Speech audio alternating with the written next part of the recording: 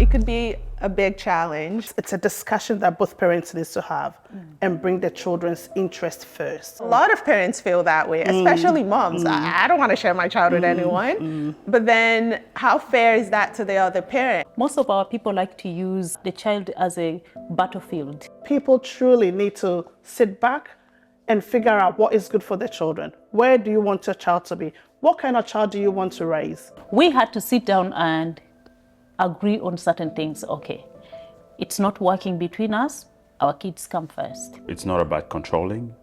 I reckon it's more of like being very careful whoever you bring in close to your kids. Yes. It's not about you, it's not about how you feel. It's about how the child feels.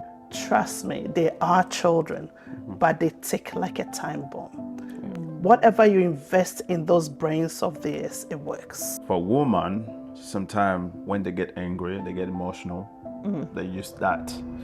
Oh, you have a big head like your grandfather.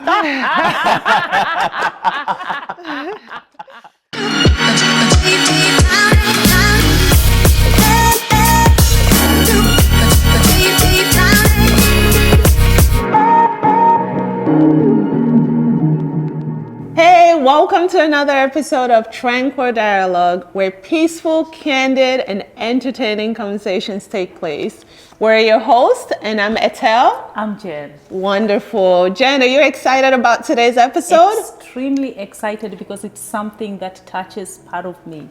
So I'm looking forward to it. So am I. And we have amazing guests with us today to share with us about co-parenting and taking sole parental responsibility. And I'd like to introduce you to Pataki. Welcome and thank you for joining us today. You're most welcome. And I'd like to introduce you to Sheila. Welcome very much. And Sheila will be sharing more about the co-parenting. Thank you. Thank you both. And how are you both doing today? We're doing great, thank you. How about you, Good, Sheila? really good. And Wonderful. thanks for having me again. You're most welcome. All right, so we'll get started. Of course, in terms of family, in terms of parenting, it could be a big challenge. Being a parent myself, taking care of two young children, it's a struggle, especially living overseas when there's no family and people to help you. And then I can't even imagine being a sole parent, taking that responsibility on your own, or co-parenting while you're in a different relationship. And I know, to be honest with you, I just feel like that's really increasing a lot.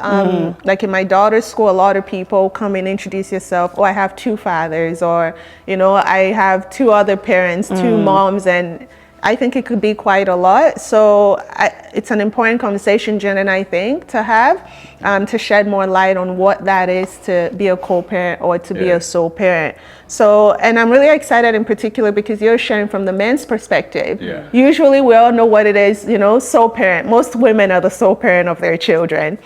They could receive child support here and there, a bit of support from the other partner, or an ex, but then having a man talk about it, I think it's so important. So we'll get started. What really is, Sheila, what is co-parenting? And for you, what is sole parenting, Pataki? Either of you could share with us first. I'll go first. So thank you again for this opportunity and thanks for having me back. Co-parenting, my personal experience, honestly, I was very selfish in my co-parenting. I just loved my kids so much that I didn't want to share 50-50. I didn't want to share. I just wanted them all to myself. But I did realize that it's not right. And that is not the proper way of raising children. Of course, there are two parents and the two parents need to be present. However, you also need to take a step that is going to grow the children, you know, positively. And I always use those positivity because, of course, the world will teach them. However, they need to learn good things in their immediate environment before they go into the wild world. Now, co-parenting, it's a discussion that both parents need to have and bring their children's interest first. Nothing to do with the parents. Beautiful. You bring these children into the world, you are expected to take care of them. And when you start agreeing to disagree, that displaces the children. Your needs comes after the children's needs have been met. So it is really, really important that there's a lot of communication and I'm saying plenty of communication needs to happen while you are co-parenting. So you know that whatever you're doing or whatever you're putting together, the children is at the center of it. You mentioned or touched on a lot of important factors there. I think one of it is a lot of people don't communicate, which is a big issue. I always hear a lot of parents saying, oh, this other person is unbearable. Oh, they're not listening. Oh, they're not caring for their child. But I think you can share a bit more on that later on. But what I wanted to say, something you mentioned, a lot of you loved your kids. So much. You didn't want to share. And a lot of parents feel that way, especially moms. I don't want to share my child with anyone. But then how fair is that to the other parent? And how did you navigate that? Because obviously for the other parent, did they challenge you? Because a lot of the time, women are saying men are too difficult to deal with. Oh, he's not listening. He doesn't want to pick up the kids. So how did you navigate that with both of them, with your partner? Like I said, communication is really key. The way I navigated that with my partner was ex. My ex. That's right, my ex. When it comes to a proper co-parenting, it also depends, I think, how did the relationship end and how was that child, or is there still love between you? Most of our people like to use the child as a battlefield, because I still have feelings for the other person. Then the kid is the one that is suffering. They say when two elephants fight, what happens? It's the grassland. Okay. And one thing I always say is, you disagreed. That's why you separated. Yes. Something was not right. Exactly. You have moved away from each other. Why is that still existing? Why are you still fighting? It's got nothing to do. Move on. If you don't want to move on, can you come together and work it out, figure it out, and make it work? Otherwise, let it go and put the children first. You cannot fight after the relationship has broken. It's waste of time, waste of energy. That's ideal, but that's not reality for most people. Then truly, honestly speaking, I think people go to the extreme. They truly need to see what is at hand, what they are dealing with. A lot of people get into a delusional situation. When you sit them down, they don't make sense. You ask them direct question and they can't answer that. Okay, you're not thinking straight then. Why should you not think straight and somebody else shouldn't think straight? I really strongly believe that people truly need to sit back and figure out what is good for their children. Where do you want your child to be? What kind of child do you want to raise? In future, what do you want to see? Jen, you wanted to add to that, or? My personal experience, I will share a little bit of my experience. When we knew that this was not going to work out, we sat down as two adults who have brought these beautiful children into this world that have nothing to do with us. They did not even ask us that we want to be here. We had to sit down and agree on certain things. Okay, it's not working between us. Our kids come first. School meetings, we'll go as parents. We'll support, we will be a family, but still you do your own things, I do my own things. We have to respect the kids. Do you want to date someone? Don't introduce my kids to them unless I meet unless I meet the other person first. So there are certain conditions that also were set in place. You can do you. I'll do me, but when it comes to these kids, we need both present parents. Isn't that having control over someone else's life? To No. say, I have to meet who you're dating. What if I'm going with I don't mean to be what if I'm going with a drug addict? What if I'm exposing my kids Pataki has something to say. Please. I reckon most of the time it's actually good it's not about controlling. I reckon it's more of being very careful whoever you bring in close to your kids. Yes. So you might bring someone who is looking very nice and blah blah, but you don't know what's the background. So once you introduce that person to your kids, then later on your kids see that person on the TV. Oh, this person was whole because this and this, this and this. Now your kids will start looking at you as a different person. It's oh, so is that what my dad is doing, or is that what my mom is doing with this person? Now they'll start looking at you. It's like they'll start looking the different. They'll be like, "Oh, my mom is not a good person now. I think I need to be on my dad's side because my dad is hanging around with this person who is a drug dealer or whatever." Now, those kids does not look at you in the right way. They look at you in a different way. Then they'll start saying, if you have your mom and your partner have their mom, then they'll be like, I need to go to the other side of my grandmother. I don't want to be on this side. The word is they even become ashamed of Yeah. Every time when they say, oh, is that your mom? My auntie. They say, that's my auntie. They don't want the direct association. Yeah. That's what they normally say. So, that's my auntie. But those people who knows you very well, then they will say, oh, this is the mom. But that's already dysfunctional. that's in reality, even when you go to the school, they do not want to admit you're their mom or you're their father. And also Have that distance as well most of the time. Just before we get into deeper conversation, just share with us a bit about sole parenting. How did you become the sole parent? How did I become? Yeah, because it's rare for a father to have 100% care. How did I become parental a sole responsibility. parenting? how old is your child? My child is 7 years old. Oh, turning wow. 8 years soon. And when did you become a sole parent? 2 years ago. Oh, wow. So when he was 5 years old. Father of the year. Yes. Not really. And Father's Day is coming up soon. Right. So how did that come about? A few, what do you call it? How do I become a sole parent? I was a co-parent before, but it was not working to me. Most of the time, it's more of like, it's me. Then I always say, hey, it's not about me, it's about us.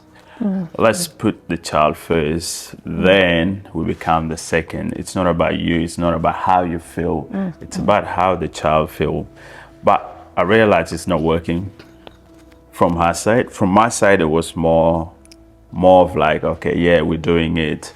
Then it get to a point where you call, no, or what they call, she's not picking up, no response, no nothing. It's like, then it come to a point where if you want to talk to your child, call the grandmother.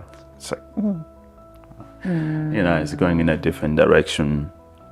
Then few of our friends, like, you know, I reckon your son is suffering a lot. Even the brother, even it come to the family members now, you know, the brother, the grandfather as well. It's like, if you can take. So suffering. Were you married before? Oh, not married. Partner. Okay. Yeah. So suffering from not talking with you, or suffering in the home environment? Getting neglected most of the time. Neglect. Okay. So now the child has to stay with a grandmother and grandfather. Okay. Yeah, so it get to that point where I was like, is that what I want? Then I started looking beyond that. It's like, okay, you know, we have our differences, and it get to that point where you start thinking of the future. This child will start saying, oh, you were not there in my life when I was suffering, when I was going through this. If you're my father, you should just come step up. and take me away, even though by force or whatever. Yeah. Then I realized, then one of her friend come to me. I went for a holiday. When I came back from holiday, and then I crossed through the state that she's in. Then it's like, not my friend. That friend was an enemy to me. Then So the lady doesn't live within the same state as you? No, the lady does not live within the same state. Was it a long distance relationship? It was not a long distance relationship. We were together. Then after that, she decided to move. Then that friend was an enemy to me, by the way. That came out good, eh? Then he met with me somewhere else. Then it was like, hey man, I'm just gonna tell you, I know me and you, we don't get along. But I'm just gonna tell you, it is what it is. It's when it comes to a family, you know, this matter a lot. Then I was like, okay, what it is, you know. Then it was like this and this, this and this. I reckon you should take your child with you. Okay, right. And that actually makes me more emotional. Then I was like, okay. I went and sit down, relaxed. Then the following day, I was like, I guess this is where I'm going to make my decision. So, and that's how I came with that decision of say, okay, I can lose my job and at least I'm looking after my son. And I decided to take my son. Then when I took my son, what did I do? You know, sometimes they'll go and report to the police, this and this, this and this. So I decided to call the police. I said, this and this happened. I took my son with me. And if the mom report, I have my son with me, just in case.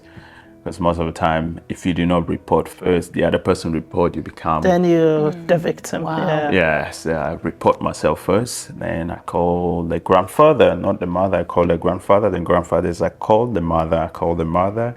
Well, she went off. I was like, hey, just letting you know, I'm not here to fight. So it wasn't amicable, like, okay, I'm going to take the kid. Yeah, no, because it's not going to work. It's not going to work. Then he blended in very well. And after that, it was okay. I have to lose my hours from work, this and this. But at the end of the day, it's not about me. It's about the child. Of course. But at the same time, I decided not to be like the other co-parent before. I do call regularly, but if I call, the person wouldn't pick up the phone call, but they would decide to call me very late and I'll be like, hey, I have a rules. By this time, this child has to go to sleep. If you want to call, call after school. Beautiful. Maybe 30 minutes before school, you will talk to him. But if you call very late, by 7:40, it's a no-go zone. Because you go to sleep by 8 o'clock on the dot every day. Whether the only day he goes late is Friday night and Saturday night. That's 9 o'clock. So it's only 1 hour gap. Yeah, So which is good. you don't get used to it. Because if it's like 2 hours or 3 hours, then you'll be like, oh, but the other day I go to sleep at this time. So I set that time. And Sheila, as a mom who had 90% Yes, of, you know, your children, Mindset you're for like sure. that lioness. If I sleep hungry, I want to sleep hungry with my kids. Yes. What's your take on what? Setting out a routine is great. Yeah. It's really good. And luckily, you just had the one Yeah. to have to worry about. Yeah. Unlike some of us, we had multiple children and different attitudes that comes with the time, with the routine set. But that worked well. And personally, at a time where my kids were little, 3, 4, right up to 10, I was still studying. So I did need that routine to work. So yes, 8 o'clock was the cutoff time for them to go to sleep. And on the weekend, I didn't have a time limit on the weekend. So we'll do a movie night together, with the popcorn, and we do all the silly things, especially with summertime was really great. However, we say kids, trust me, they are children, but they tick like a time bomb. Whatever you invest in those brains of theirs, it works. You just have to invest positive things and drum it hard enough and make it work. Because they knew. It got to a stage I didn't even have to say. They knew, the little one, the oldest will grab their little one, they'll go and have a wash, they'll put themselves together, and it made my job easy. It truly did. And we had dinner at a certain time, and everything just blended in nicely. So the routine is great. Routine is important. Working with a routine is actually good because once you keep up with this routine for like roughly, let me just say 2 to 3 months, they get used to it. That's right. It's like my son, most of the time, early in the morning, he wake up, he go and take shower, brush, make his own breakfast.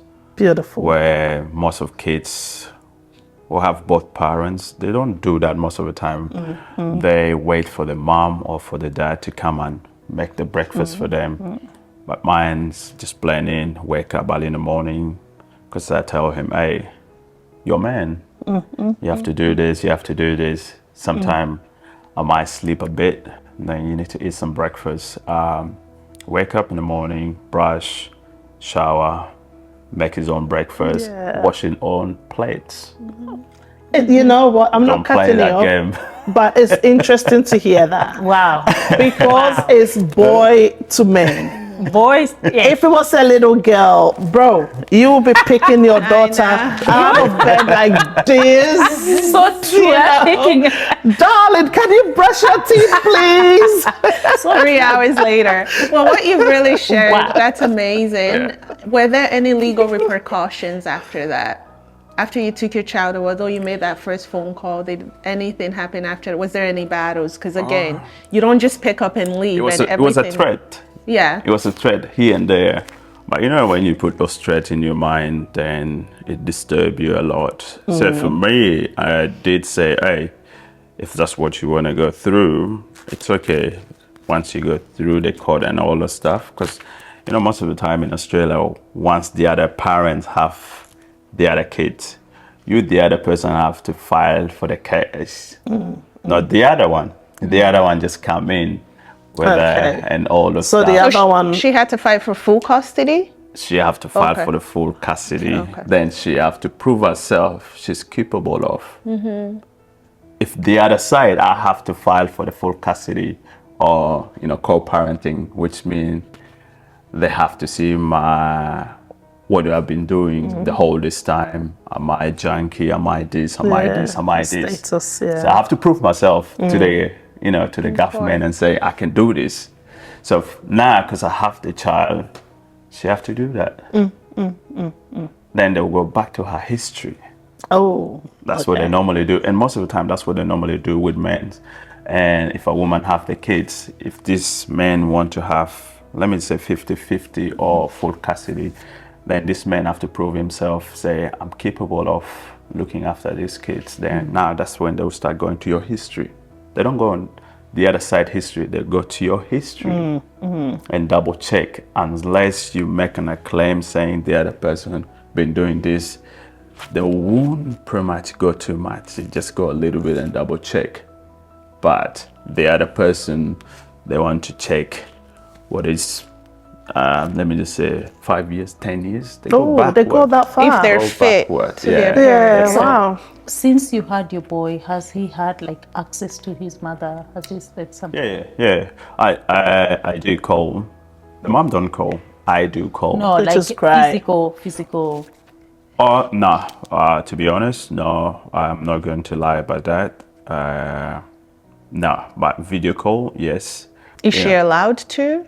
Yeah. You have I do open. call the mom. But if she wanted to see the child, would you give? Oh, she's allowed to. But she- I have no problem with that. But she chooses not to. She chooses not to. And she's never taken the case to court. Nah. She tried. Few threats here and there. She went through some lawyer, and the lawyer called me.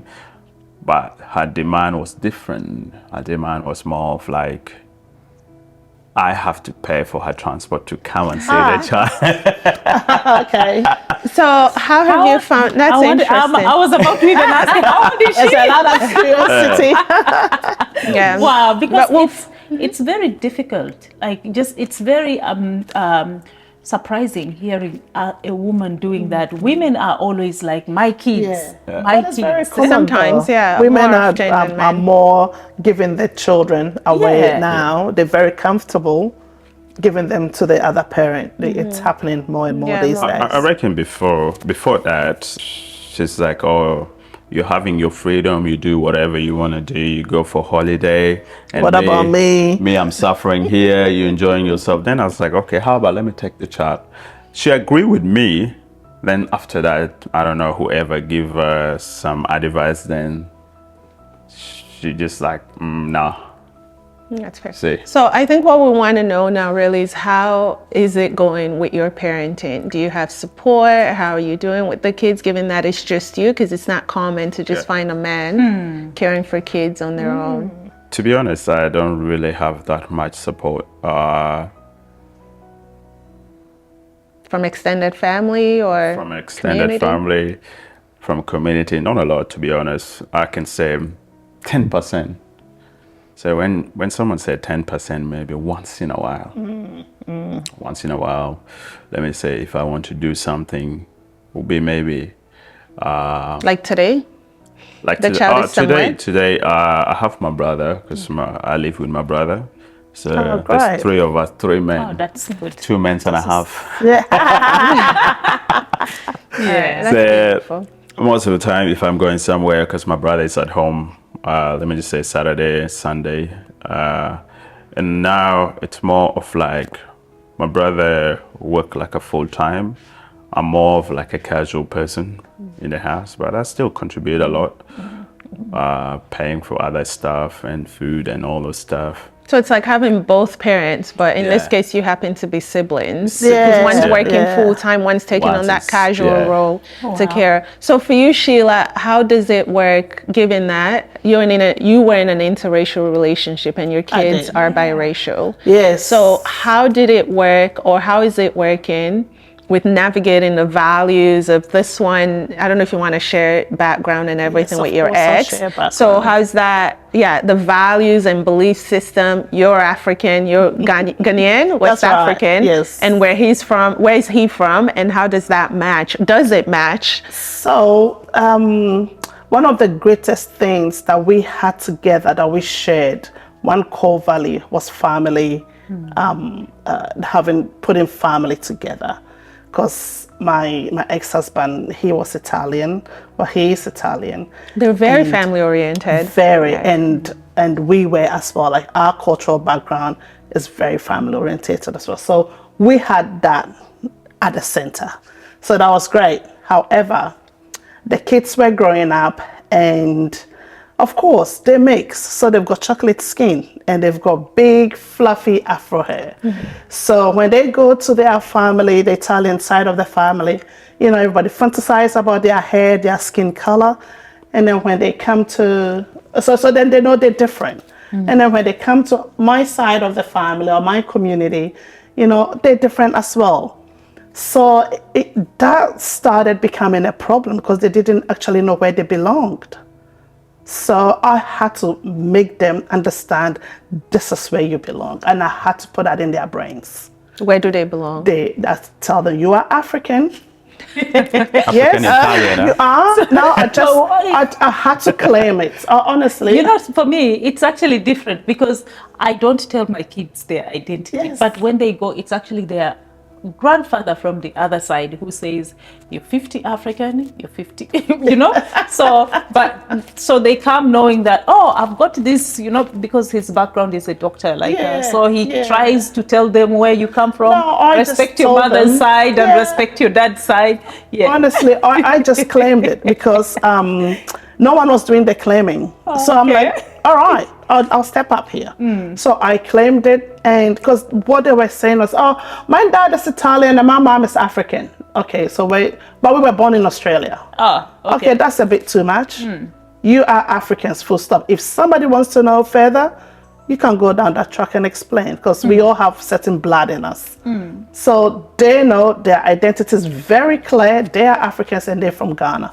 That's it. If you're interested to know where the skin color is coming from, and you ask them, oh yeah, our dad is Italian, and that's how they live it. However, coming together and co-parenting with the values that you were saying, family was the center, and we had pretty similar values, respect, you know, morals, and getting together with the family as often as possible, reaching out for support. We both had that. I think that made it a lot easier for my ex-husband to sort of say, okay, you do it. Because he knew where I was coming from, and he knew what I could do, how I could instill these values in the children. So that was I didn't struggle much, I have to be honest. I really didn't struggle much with it. You had a great partner, who he didn't challenge you much. If I had shown any difference to my style of parenting, I think I would have had a lot of challenges there. But I was very strong and I was very strict on the things I wanted to do, and it was always me organizing things and say, hey, can you help out taking this one to soccer? I'll take these two here, and and it was okay. Worked. I reckon That's with a good. co-parenting, it's a bit more easier than Then the single. single parenting. They both have their challenges. Yeah. They're big, So, yeah. did you ask for, one of the things when two people go separate and whoever has the children, normally they tend to go for child support? I reckon with the child support actually bring conflicts It does. a lot. It does.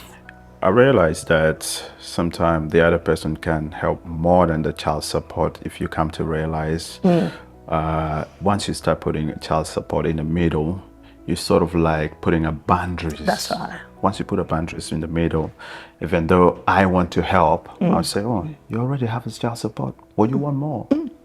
See? But if you do not put a child support, say, hey, if you can help from here to here, it's okay. I'm happy with it. Let's have an agreement between the two of us. Sometimes you find that I can spend 1,500 in a week, Yeah. more than what you can receive from child support. Say I can say, okay, you know what?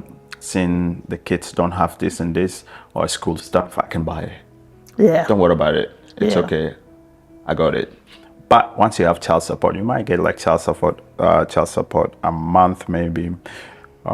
It's calculating all the income, is isn't it? That sounds like a lot of money for some people. 500. You Which can is get not enough 500. to care for a 500 a child. month. Then divide that 500 into 4 weeks. So how much is that? Just a bit, 125 or so a Yeah. month, yeah. So once you get that, you're losing a lot.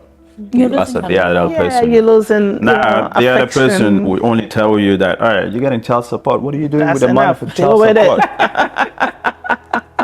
Get my nails done, get my hair right. did, yeah. I'm kidding. Now, you already have a boundaries. Yeah. The other person, before you cross there, will be like, go back. That's what you got. No, but like with $100 a week, there's nappies, there's food, there's rent. Forget about the nappies. Forget about the nappies. Now you got like kids' lunch and all the stuff for school. $100 is nothing. With today's economy, can't even and school buy holidays a week's come up. lunch, So yeah. that $100 is nothing compared to whatever this person can do for you. So let me just say, you have an agreement, say, hey, if we can help, please help.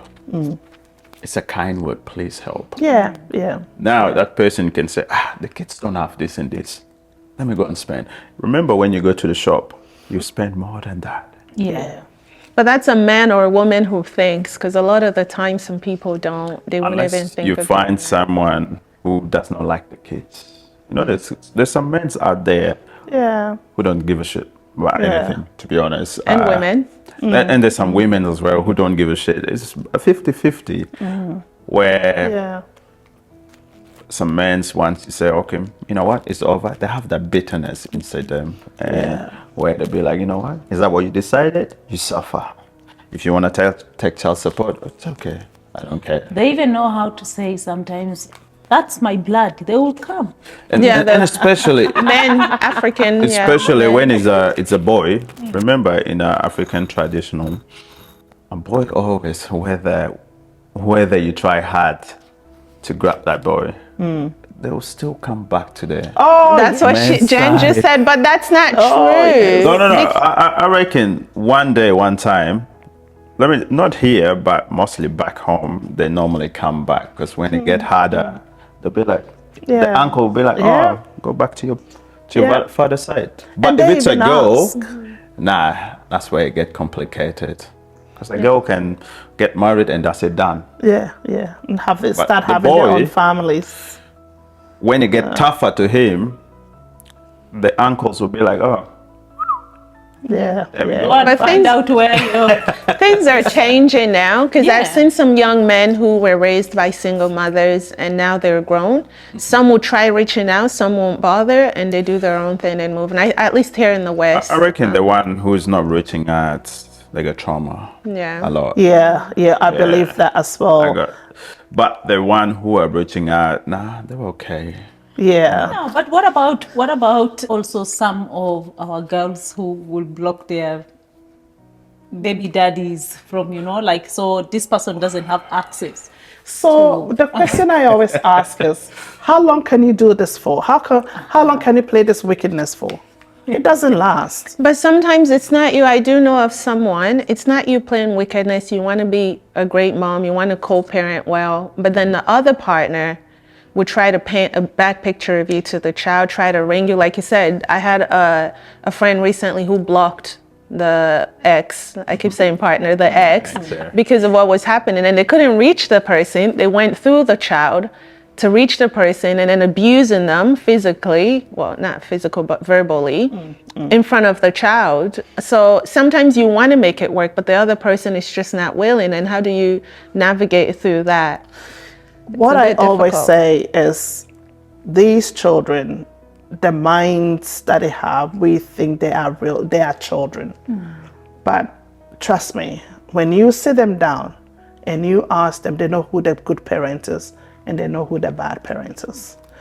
Whatever the bad parent is, whatever the other parent is, how do I say, whatever the other parent is saying about the other parent negatively to the children, all you need to do is keep your head held high.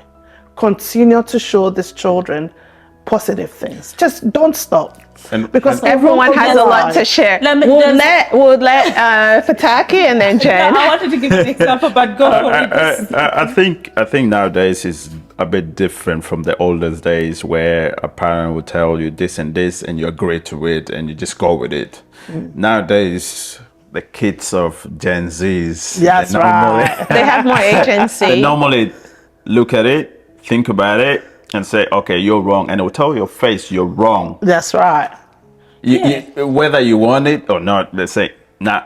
No filter. My dad is good. They don't have filters. And before, they're scared because they get beaten. No, They just keep quiet with it. And that's why most of the kids, they do have a lot of traumas where they're like, and they can't let me just live with it. Yeah. I know you're wrong, but I cannot say you're wrong. I keep quiet with it just to avoid getting beaten. I would rather my child call me out and say, Mom, this is not right, so I can fix myself as well. Because believe me, as much as I'm an adult, I make mistakes when it comes to co-parenting. The example I wanted to give is I have 2 children, and when my son was probably 6 or 7, he randomly called a family meeting. Oh, yeah. He randomly called a family meeting and, he's like, Mom, can you call Dad? That's now I have to call my ex. They said, hey, Jacob has, he wants us to have, it's an emergency family meeting. That's how he called it. So we all sat around. How old was he? Around 6 or 7. Oh, wow. Okay. Yeah. So little boy pacing up and down, he told everybody sit on the couch. Yeah. And then he said, hi everyone, how has your day been? Normally it starts hours. Then he said, I got a question for Dad. Dad looked at him and said, why are you so disrespectful to women? Yes, he said, okay, so it's like, what do you mean? He says, okay,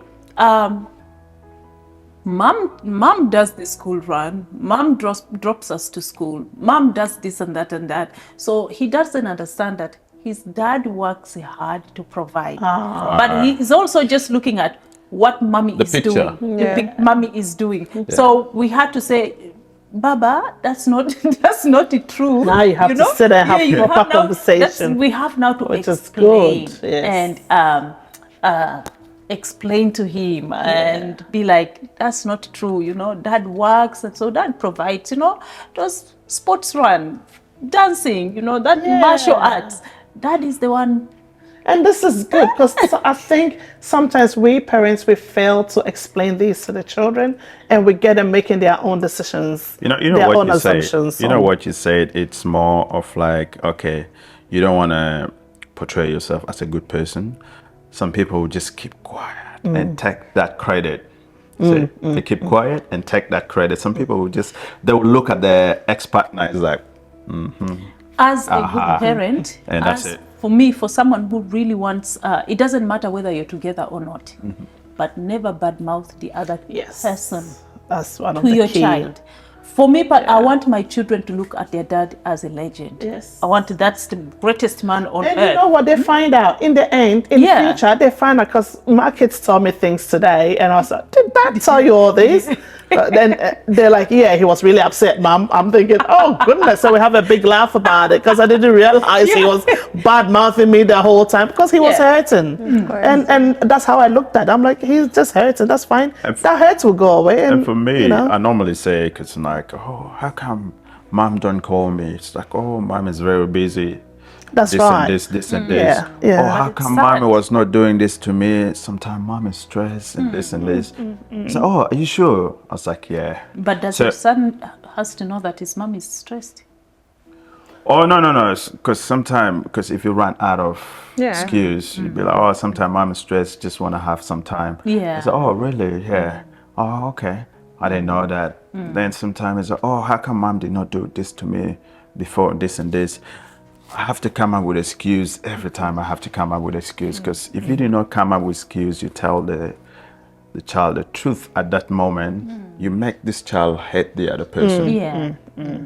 So you don't want to portray that bad picture. Which is a very good thing, because like I said, they find out in the end, at a certain age, Now, they figure when it they all reach out.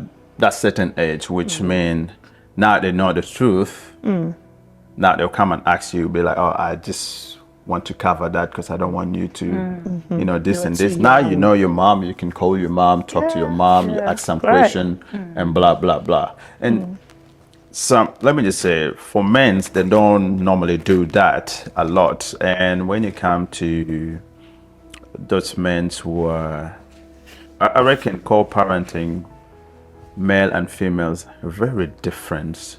Not all females they have those kind of habits, and not all men they have the other side of habits. You find like a man, when a child did something, they have that tone to, hey, stop, I don't want that. For a woman, sometimes when they get angry, they get emotional, they use that. Oh, you have a big head like your grandfather. That's why you act I like that. knew this is how you were going to turn out. I knew it. Jen, For men, they don't do that. They don't Yeah. want to make you feel like the other side is bad. Women's most of the time, not all women's, but I'm saying some women's are like, oh, that's why. So they paint that picture in your head. You grow up with it every time. Oh, you got funny eyes like one of your family member, true, you know, yeah. your auntie. Actually, your you know auntie that. behavior is like this, like this. And You know, that they is say so true. I that. say that to my But eldest for men, daughter. For men, they don't do that. They just tell you off, hey, don't do that. I don't like it, please, or whatever. Maybe once, let me say, out of 100%, you can find maybe 10%. But for women's, I can say 70% of women they do that. Only 30% they don't do that. I'm guilty of that.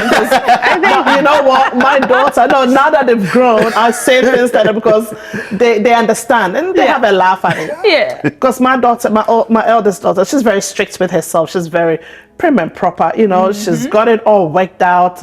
And, you know, people say, oh, wow, Aki, she's, you know, she's like a goddess, and she's got it all sorted. I'm like, yeah, just like the dad side Italians. That's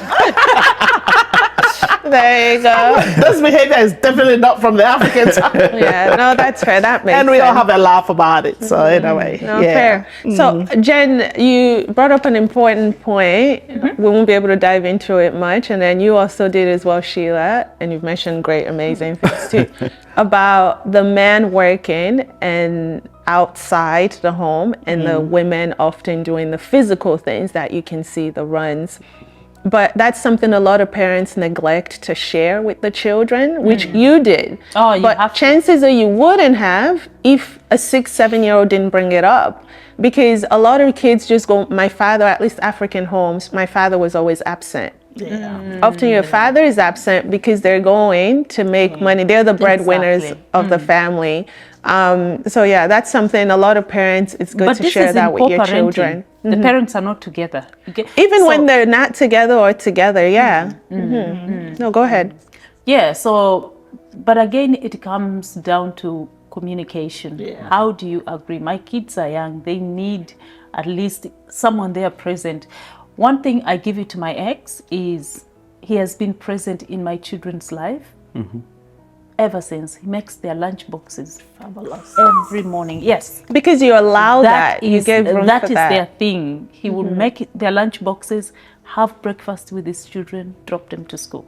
Beautiful. That's what he's done, and they are so close. You've met them, yeah. Of course, yeah. No, that's It's hard to tell that these kids are being co-parented. That's good. That's Just good. to wrap up with the co-parenting and parenting session, Sheila, a big thing you mentioned was identity. So Yeah. telling your children, and I'm a researcher, and a lot of young people that we speak to from multicultural backgrounds or ethnic kids, you would say, they struggle a lot with identity. do. Those born here, those who migrated like myself when they were younger, and it's really difficult. I know you made that move. There's no right or wrong way of doing it. No, there but it's isn't, just making sure honestly. they're aware of who they are, Yes. their background or their heritage.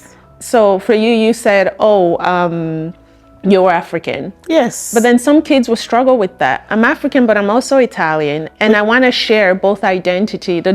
And research does show a lot of kids who do end up doing well in terms of mental health and their well-being. It's when they identify with their dual heritage, Yeah. and also because now, like she said, I'm Australian, and my kids say that my dad's Congolese, my mom's Nigerian, I'm Australian. I allow them that because they do share all those three identities. Yeah. So if you can just shed a bit of light on that, and then you as well, like raising an African kid, an African boy, in this case, a South Sudanese, right?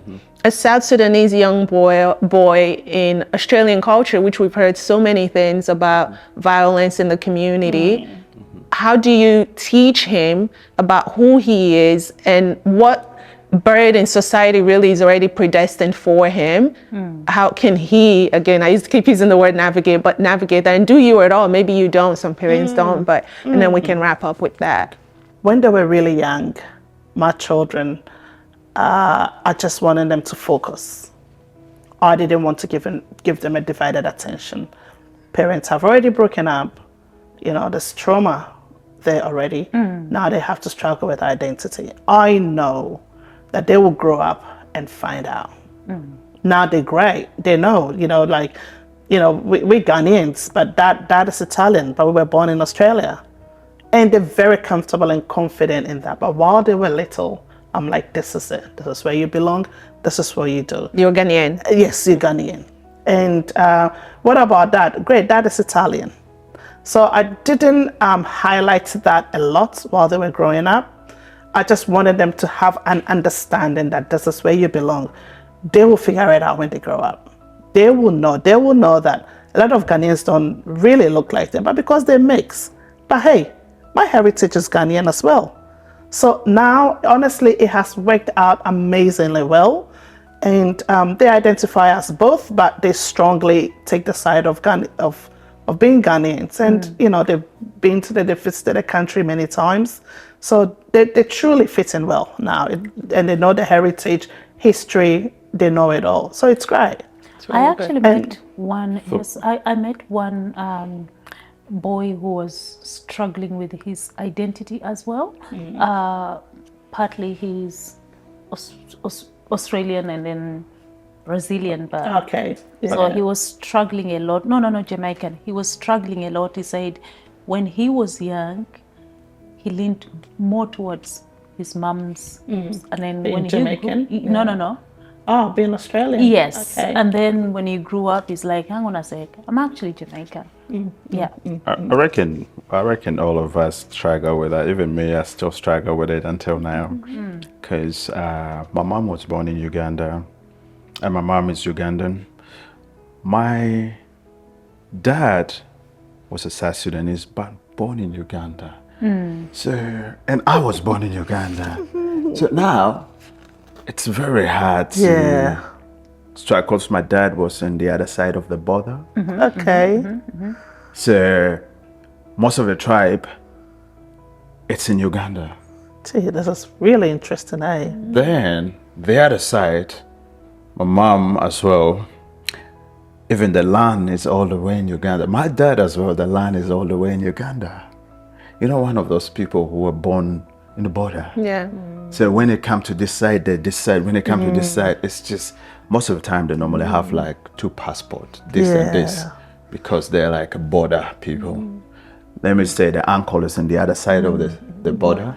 And the mom. And they speak multiple They languages. speak both and- languages. Yeah. And me, I was born in Uganda, but raised up in Kenya. So now, sometimes I just got And there's struggle piece in the of you middle. everywhere. So when it comes to South Sudanese, I'll say I'm South Sudanese. When it comes to Uganda, I'm Uganda, because I cannot choose and pick. Sorry, and I already automatically assumed I was like South Sudan. Okay. Yeah. So most of the time, I cannot pick and choose. I'm just whatever they say. South Sudanese, yes, I'm South Sudanese. Uganda, yes, I'm Uganda. And then you migrated to Australia. So Now you're Australian. This is a topic on its own. it is, yeah. So, and I grew up in Kenya. So sometimes they say, hey, you're Kenyan. So I was like, I started my nursery in Kenya. So I was born in Uganda, migrated to Kenya, start my nursery in Kenya. So now I have like Both cultures. both culture. I struggle in the middle. So how does it work with your son then? How? My son, Do you speak to him about it, The mom or? was deep inside. The mom was from Gulup, from what do you call a clan called Pateko. Where's that? That's in Uganda. Uganda. Uganda. Yeah, the mom is from deep, from a kingdom called Pateko. So for him, he can say my mom is from here. My dad, nah, that's a confusion there. How about your Confuse son? yourself. Do you speak to him about being a black man here in Australia, a black boy, or does he identify as Australian or as Sudanese or Just identify as Ugandan? a black African. Yeah. Okay. Black African. Simple as that. Yeah. Yeah. Okay. Because the mom is African, the dad is African. Yeah, I'm an African. Done. Yeah. Excellent. No, that's good. And you know what? I strongly believe, education, as they progress in life, development, going to school, talking to different people, they tend to understand these things properly. Yeah. So it makes it a lot easier for you as a parent to explain to them. Yeah. And they pick where they believe that they're more comfortable. But still, they will talk about, wherever, all the ethnic groups that they belong. They will still If you talk start about confusing them right now, it. they'll confuse for good. That was my point. That was my They'll point. confuse Yeah. complete. Like me, no one, what they call this, you're from here. Oh, now they You talk look about like story this of and, this oh, part. you They talk tall about like story that. of this part. Now you get confused. Where am I belong? No, thank you both so much. Identity is a big thing that It's a a lot big of thing, people truly struggle is, with. yeah. But yeah, we're so grateful and appreciative Thank you. for joining us today, Sheila and Pataki. And Jen, I think this is the end of it. We do have a question for our guest. We always ask all our guests, Yeah. what brings you peace? Like I said last time. Do you remember what I said? It's my bed. I'm very comfortable in my bed. Anybody who knows me well, knows that I love my home. I love my bed. I love my room. Not that I sleep a lot. I'm not a big sleeper. However, I find peace just being in there and doing other things.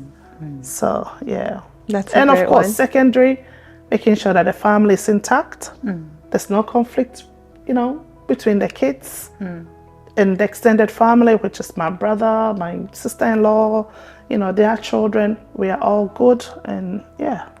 Excellent. How about you, Peter? I think my son bring me happiness, and I'm an introvert most of the time. I'm just at home with my son, and if I have to go somewhere, most of the time I just go in a quiet place where there's not a lot of people, and that's where you just sit down and you bring back your memories when you were young.